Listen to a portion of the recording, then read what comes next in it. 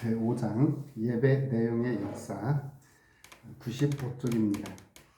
앞에서 이제 배운 것들을 우리가 생각해 보면서 우리 그리스도인들은 예배를 한다. 그러면 우리가 예배의 대상이 누구인가? 그리고 예배의 대상과 함께 예배를 드리는 객체, 우리 회중들이 중요합니다.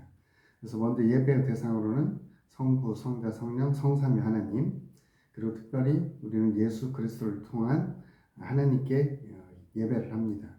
그리고 이제 우리가 예배의 객체로서 하나님의 백성이 하나님께 드리는 그러한 예배는 분명히 하나님의 말씀에 대한 응답, 하나님의 액션에 대한 우리의 리액션, 이것이 드리는 예배입니다. 이렇게 현장 예배에서 집례자와 회중이 함께 예배를 하는 것이 가장 값진 그런 예배입니다. 만약에 하나님 앞에 서는데 하나님 앞에 불경건이라든지 또는 하나님 앞에 충실하지 못한 자세는 하나님 보시기에 그렇게 옳지 않습니다. 또 하나님 이름만 부르고 또 명목상의 헌금만 하고 이런 것들은 하나님 앞에 온전한 예배라고 볼 수 없습니다. 그래서 온전한 예배는 신명기서에 있는 말씀처럼 마음과 뜻과 정성과 힘을 다해서 그리고 우리가 가지고 있는 신앙, 우리가 배운 교리, 우리가 알고 있는 성경 지식 이런 것들을 다 포함해서 우리 교회의 전통에 따라서 드려지는 것이 올바른 예배라고 할 수 있습니다. 이 부분에 대해서 96쪽의 네빌 클라크는 예배 예전이란 하나님의 행위와 인간의 응답 사이에서 발생되는 구속적 만남의 장소이다. 그러기에 이 만남의 장소에는 그 예배의 기준과 구조가 성경적으로 기초되어져야 하고 신학적으로 뿌리가 내려져야 한다. 이렇게 정의를 합니다. 그러니까 정확한 예배의 모습, 하나님의 행위, 인간에 대한 응답, 그것이 하나님과의 만남의 장소, 그것이 바로 구속사적 만남이다. 그리고 그것은 그 예배는 성경 기초가 그리고 신학적인 뿌리가 기초가 되어져야 한다라고 하는 것입니다. 이러한 예배가 계속 되어 왔다면 문제가 없겠지만 우리가 중세기를 거치면서 교회가 이런 예배를 하지 못하고 부패하고 또 예배 집례자들은 우리가 중세 교회사에서 다룬 한 부분처럼 왕이 성직자를 임명합니다. 그러면 그 성직자는 많은 그러한 헌금을 걷어서 왕을 주고 또 교황청에 주고 또 자기도 쓰고 그러다 보니까 이 세속적인 그런 권력의 탐에서 성직자가 되고 그런 성직자들은 전혀 성경도 모르고 예배도 모르는 사람들이죠. 이런 것 때문에 중세에 개혁이 되어져야 됐고 중세 예배가 암흑기라고 하는 영적인 암흑기라고 하는 그러한 말을 우리가 하고 있는 것입니다. 그래서 예배의 내용이 바르게 표현되어져야 되고 하나님을 대하는 회중의 태도 그리고 하나님 그걸 받으시고 하나님 주시는 그러한 은총 이런 것들이 함께 어우러지는 것이 바로 예배입니다. 우리 97쪽에 보면 구약의 예배인데 구약에서 예배는 여호와 하나님께 드리는 예배였고 그것은 명령과 하나님의 율법에 따라서 드리는 거였습니다. 그래서 예배의 모범이라고 할 수 있는 것은 레위기서죠. 그래서 이 레위기서의 그런 예배의 모범을 따라서 예배를 드려야 되는데 이 유대인이 바벨론 포로로 잡혀간 이후에는 이제 성전이 없어지게 되고 성전 예배를 하는 대신에 회당 예배를 하게 되죠. 그래서 그런 회당 예배는 성전의 제의 중심보다는 회당의 말씀과 기도 중심의 예배였다라고 이렇게 볼 수 있습니다. 그래서 지금 우리의 예배와 관련되어진 그런 구약의 예배 내용을 찾아보자면 97쪽 밑에서 두 번째 줄 말씀으로 이어졌던 구약의 예배이다. 그래서 구약의 말씀들이 다 예배를 위해서 주어진 말씀들입니다. 예배 시간에 율법서를 읽고 예배 시간에 시가서를 읽고 또 예배 시간에 시를 통해서 하나님을 찬미하고 그러니까 시는 하나님에 대한 찬미를 담고 있는 것이죠. 그러니까 대표적인 예로서 우리 제98쪽에 시편 24편을 예배 인도자와 백성들 이들의 어떤 교독하는 찬송 이런 찬송의 모습을 여기서 보여주고 있습니다. 그래서 예배에 이런 시를 이용해서 하나님을 찬양했고 그러한 예전의 모습들이 일반적인 성경의 말씀을 가지고 드리는 예배였습니다. 그래서 99쪽에 언어를 통한 예전 가운데 다음 5가지 그래서 1번 창조 역사 그 다음에 이집트에서 해방 역사 그러니까 이집트에서 해방되기 전에는 창조주 하나님, 이집트에서 해방된 후에는 여호와 하나님, 구원자 하나님, 이 하나님을 찾았던 거죠. 그리고 2번은 여호와께서 언제나 유대민족의 적을 파멸하고 전쟁으로부터 보호하신 것에 대한 감격적인 표현. 그러니까 하나님 하신 일, 하나님이 하신 일, 그리고 하나님 주신 승리, 3번, 4번. 하나님과의 언약의 새로운 체결. 이제 우리 구약 곳곳에 보면 절기 때마다 부흥이 일어납니다. 그런 부흥들. 그리고 오실 메시아에 대한 노래. 이런 내용들이 바로 구약의 말씀으로 드려졌던 예배라고 볼 수 있습니다. 그리고 구약 예배의 핵심은 절기입니다. 3대 절기, 유월절, 오순절, 장막절. 이것은 오늘 우리 신약교회에서도 같이 그 뜻은 다르지만 의미는 받아서 지키고 있는 것이 이 세 개의 절기입니다. 누룩 없는 빵, 농사와 목축업을 겸하는 그러한 첫 열매로서 바치는 초실절 혹은 무교절, 그리고 무교절에 이어서 유월절, 이렇게 이 절기가 같이 갑니다. 그리고 이제 이것이 출애굽 이후에는 이제 해방의 사건이죠. 유월절에 이들이 해방되었던 것을 기념하는 절기. 그리고 이제 두 번째 오순절은 맥주절.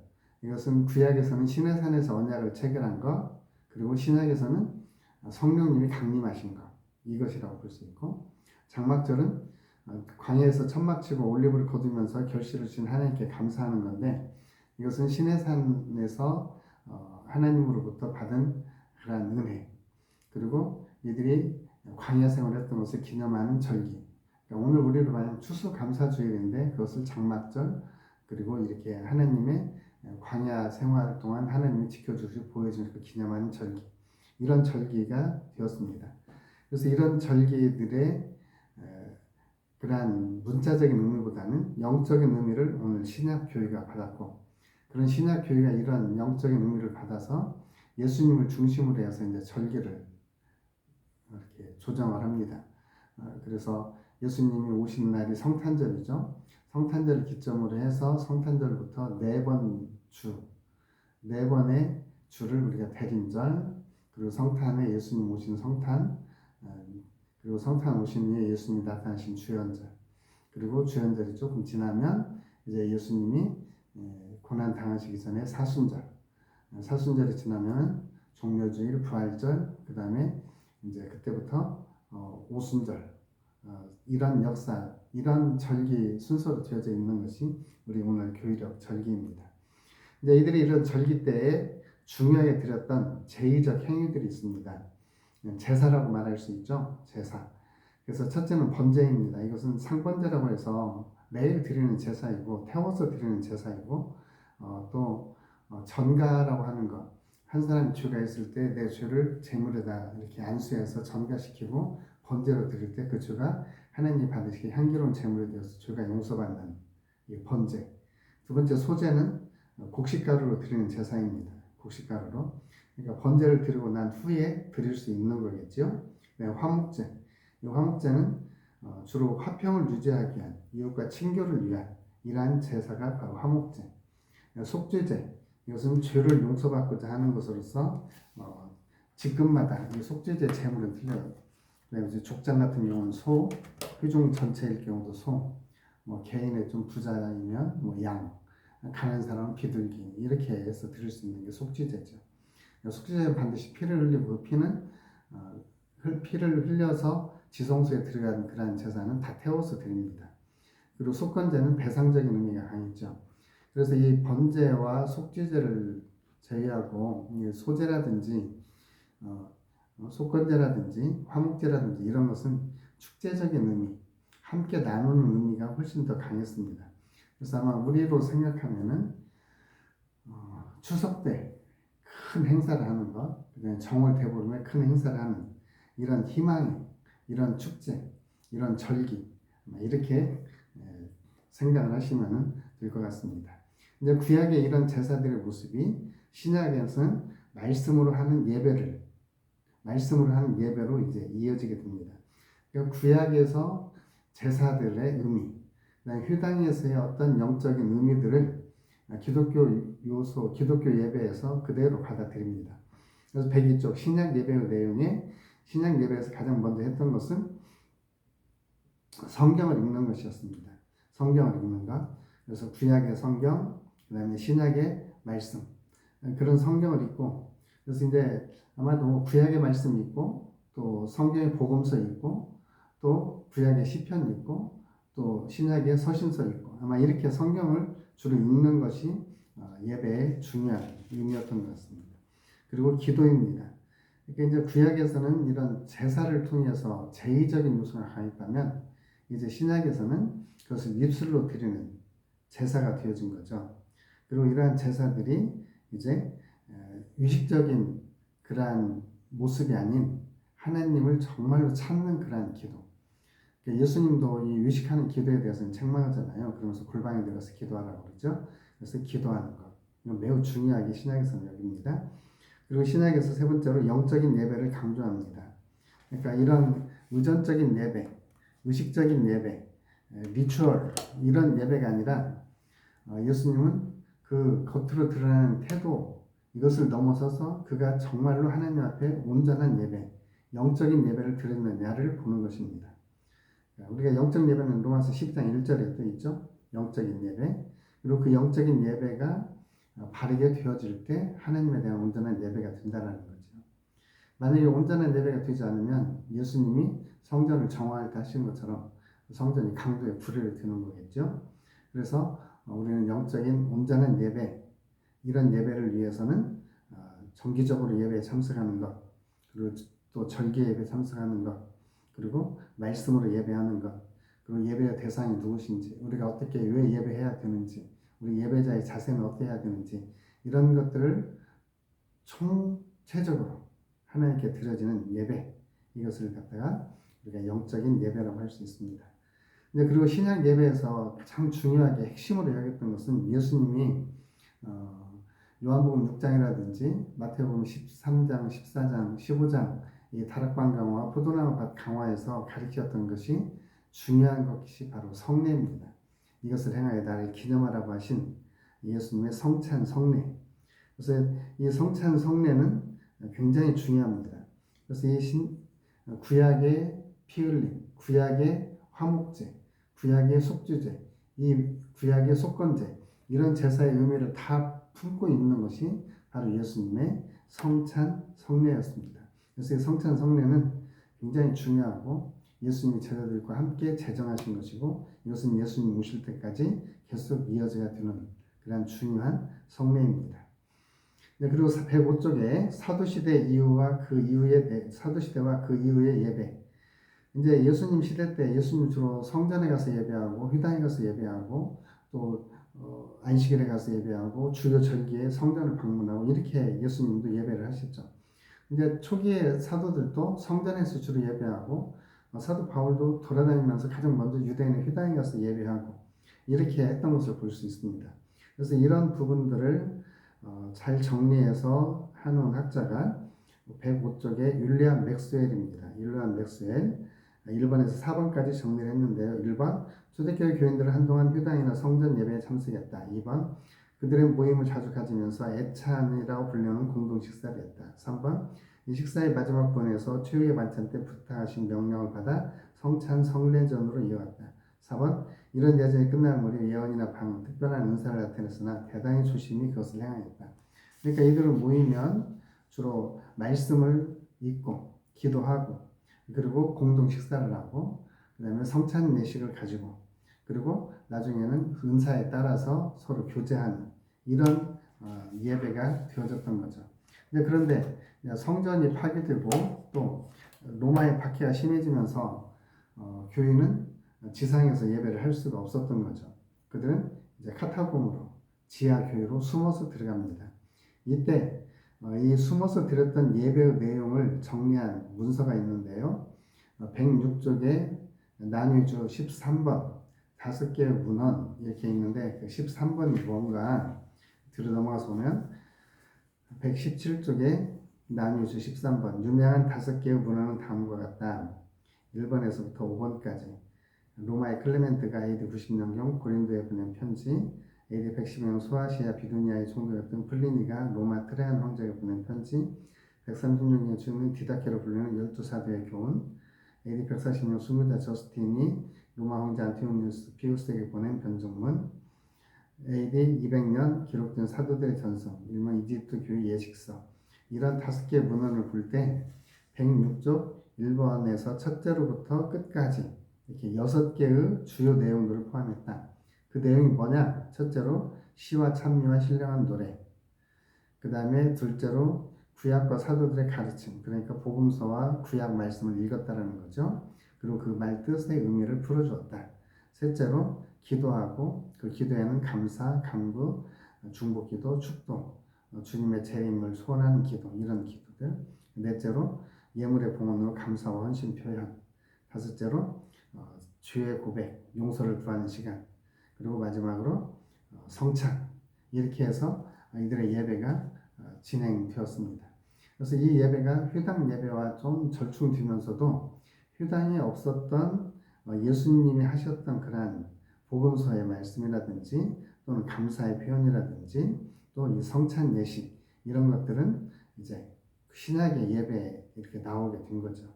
그리고 이런 예배를 위해서 예배의 집례자가 필요했고 이러한 집례자들은 주로 교회의 감독들, 장로들이 이 일을 또 감당을 했겠죠. 자, 이런 예배들이 이제 드려지는데 우리 교회가 중세시대 교회가 접어들면서 7개의 총대 주교가 있었고 그 총대 주교 가운데 동방교회 쪽이 많이 있었고 서방교회는 로마 총대 주교가 하나 있었죠. 그래서 동방 쪽의 교회가 훨씬 강했습니다. 그래서 우리가 동로마라고 불리는 콘스탄티노플, 지금의 이스탄불 지역, 그 지역이 바로 콘스탄티노플 지역인데 거기는 동로마였고 그곳에 동로마를 중심으로 해서 동방교회가 그리고 로마를 중심으로 해서 서방교회가 이제 교회로 나눠지게 되죠. 그 나눠진 연도는 1054년입니다. 그래서 이제 교회가 카타콤에 있을 때는 뭐 밖으로 어떤 형식이라든지 규제라든지 이런 것들을 마음대로 할 수가 없었어요. 뭐 교회를 꾸민다든지 이런 것들은 사실상 불가능했겠죠. 그러나 이제 교회가 땅 위로 올라오면서 많은 사람들이 기독교 영역으로 들어오게 되고 이제 기독교는 교리를 만들고 또 그동안에 있던 교리를 정리하고 그동안에 교회 안에 있던 예전들, 교회의 예배들 그리고 교회가 추구하는 바들 이제 이런 것들이 이제 조금씩 다르게 겉으로 표현이 되어집니다. 이제 그러면서 우리 107쪽에 보면 동방교회 예배가 있어요.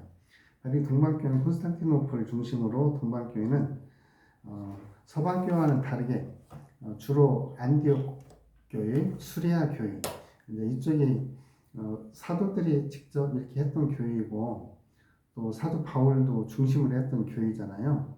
아마 그래서 이쪽은 굉장히 영적인 의미들을 많이 부여를 했던 것 같아요. 그리고 실제적으로 이 분들이 많이 말씀을 알지 못하잖아요. 글자도 잘 모르고. 그러니까 이 동방교회 쪽은 상징을 만들고 그 다음에 이콘을 만들어서 사람들이 그것을 보고 거기에 담겨있는 의미와 그 신비의 능력들을 체험하게 하는 그리고 성찬을 굉장히 강조를 하면서 성찬에 신비한 능력이 있다. 그 사막 교부들의 잠언집이라는 책을 보면은 이 사람들은 사막의 교부로 살다가 교회에 가서 이 성찬을 듭니다. 그 성찬을 통해서 신비적인 일들이 많이 일어나요. 병이 고친다든지 귀신이 쫓겨난다든지 또는 하나님의 신령한 은혜를 받는 이런 일들이 많이 있습니다. 그래서 이제 이들은 그런 성찬을 더 신비화하고 그리고 교회를 자꾸 꾸며서 이제 예를 들면 성경 말씀을 글로 적기보다는 그림으로 그려서 아니면 형상을 만들어서 그것의 의미를 찾게 하는. 근데 이게 그 종교 개혁이 일어나기 전까지는 이것이 우상이라고는 생각을 못했던 거죠. 이 사람들은 신앙생활을 그것으로 이어왔으니까. 그런데 이제 나중에 종교 개혁하면서 우상이라고 이렇게 판정을 했던 거죠. 어찌 보면 거의 한 1000년의 중세 기간을 이 사람들은 성경 말씀도 없이 오로지 이 그림, 신비적인 요소, 그리고 성찬 이것만 가지고 신앙생활을 해왔다고 볼 수 있습니다. 이런 것들을 이제 중심으로 이 동방교회는 주로 말씀과 성례 이렇게 하는데 주로 말씀은 간단하게 그리고 아니면 말씀은 없거나 그리고 주로 이 성찬 쪽에 그래서 109쪽에 보면 말씀의 예전, 다락방 예전에서 다락방 예전이 훨씬 많이 있고 이렇게 자세하게 나와 있는 것을 봅니다. 그러니까 이만큼 이들은 성찬을 중요하게 여겼다고 하는 거죠. 성찬을 중요하게 여겼다. 그리고 그 성찬에 담겨져 있는 깊은 영적인 신비적인 의미들을 계속해서 이렇게 찾으려고 했던 거죠. 이것이 동방교회의 모습이라면 110쪽에는 서방교회의 예배 내용이 있습니다. 서방교회는 로마 카톨릭 교회인데 이 로마를 중심으로 한 서방교회, 이 서방교회는 그 로마라고 하는 것이 실용주의의 대표적인 거잖아요. 법치국가고 실용주의. 그래서 이 서방교회도 실용적이고 법치적인 그러한 모습으로 나갑니다. 그래서 말씀, 성례전 이것은 똑같은데 이 로마인들은 아주 실용적으로 해서 교회 건축도 가능하면 단순하게 물론 동방교회에 대해서 단순하다는 것이지 지금 개신교에 비해서는 굉장히 복잡하고 장식도 많습니다. 그런데 로마는 동방교회에 비해서는 그래도 훨씬 단순했다. 예배의 내용도 단순했다.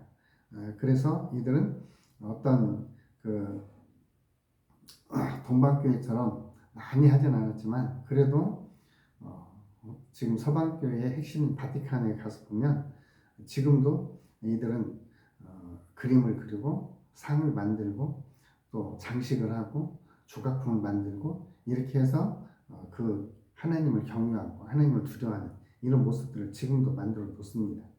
그래서 이런 초대교회의 어떤 그러한 초대교회 상황에서는 박해를 받고 있었고 숨어서 생활하기 때문에 이런 것을 할 수 없었지만 이들이 교회로 밖으로 나오면서는 이제 교회 회당을 이렇게 꾸미고 또 형상들을 만들고 이렇게 했던 거죠. 그래서 이제 서방교회 전체, 로마 교회 전체를 이렇게 나눠보면 500년까지, 그 다음에 500년에서부터 로마가 동로마 나누어진 시기, 그리고 이제 완전히 나누어져서 서방교회만 있는 그런 시기, 그리고 마지막에는 바티칸 공의가 일어나서 카톨릭 교회의 개혁이 일어났던 이런 때까지 해서 여러 단계를 이렇게 나눌 수 있습니다. 그 중에서 112쪽에 보면 교황 그레고리, 이 교황 그레고리는 대교황이라고도 하죠. 그래서 이 대교황 때 만들었던 예전이 지금도 이렇게 쓰고 있고 이 대교황 때 불렀던 노래들이 지금도 이렇게 부르고 있죠. 그래서 그레고리안 성가 이렇게 합니다. 그리고 이들에게 이제 중요하게 했던 것이 1570년 트렌트 공의에서 나온 예식. 그래서 그레고리 의전, 그 다음에 트렌트 예전, 둘 다 말씀 그리고 성례가 중심이 되어집니다. 말씀과 성례가. 그리고 말씀과 성례가 중심되어지는데 이 말씀과 성례 전에 있어서 이 성례가 굉장히 복잡한 모습을 우리는 이렇게 볼 수가 있어요. 그러니까 그레고리안 시대 때보다는 한 1000년이 지난 트렌트 공의 시대에 만들어진 거 보면 이 성례 성찬 예식에서 그 절차가 굉장히 복잡해진 그러한 모습을 볼 수가 있습니다. 어찌 보면 이렇게 많이 이렇게 복잡해지는 이유는 이제 더 많은 어떤 형식들, 더 많은 내용들을 이렇게 포함을 하고 있는 거죠. 그런데 이 로마 카톨릭 교회의 문제는 이 교회 예배를 라틴어로 집례하는 거죠. 라틴어로 하기 때문에 회중들은 라틴어를 모르면 전혀 들을 수가 없습니다. 그리고 이 사제들이 사제는 사제계급, 그 다음에 평신도는 평신도 이렇게 해서 계층을 만들어 놨죠. 그리고 사제만이 이 성물을 다스릴 수 있게 하고 그리고 이 성물 중에서 성찬, 성례에 쓰는 성찬은 사제만 이렇게 다룰 수 있게. 그래서 빵은 나누어서 먹지만 피는 이렇게 피로 상징되어지는 포도주는 사제만 먹는. 그러면서 사제가 더욱더 이렇게 신비스러운 자리에 서게 되는 이런 일들. 근데 이런 것들이 그리고 지금도 이렇게 로마 카톨릭에서 보면 성례를 할 때에 사제가 혼자 돌아서서 회중들에게 등을 보이고 포도주를 마시고 회중들에게는 전병만 이렇게 나눠주는 모습을 봐요. 이게 이제 사제와 일반 성도 간의 어떤 계층이라고 볼 수 있죠. 그리고 이제 이런 예배가 조금 더 이제 타락을 하면서 이런 신비성이 그냥 현 세대뿐만 아니라 죽은 조상에 대해서까지 미친다라고 생각을 합니다. 그래서 이제 죽은 자의 영혼을 위해서 속죄권이죠. 속죄권을 사게 되고, 그리고 속죄권을 돈을 많이 주고 살수록 더 빨리 연옥에서 벗어나는 일. 그 다음에 우리 개신교에서는 세례와 성찬 두 가지의 성례시가 있지만 이들은 칠성례라고 해서 7가지 성례가 있고, 그 다음에 이제 이들은 성인들 숭배를 합니다. 그래서 많은 성인들을 만들어 놓고 그 성인 추기를 만들어 놓고, 우리가 종교개혁 때 보면은 우리가 1년에 365일이잖아요. 근데 축일이 한 1700개 정도 됐다고 그래요. 그러니까 365, 1700을 365를 하루에 한 5번, 5사람의 성인들이 있었다고 하는 거죠. 그래서 이들은 지금도 이렇게 그 동방 정교회 지역이나 또는 이 로마 카톨릭 지역의 시골에 보면 지금도 로마 카톨릭 교회에 가고 정교회 회당에 가는 것보다 자기가 숭배하는 그 성인 숭배가 훨씬 더 강합니다. 그래서 이런 것들이 바로 교회가 개혁돼 줄 수밖에 없는 그러한 모습이다라고 하는 거죠.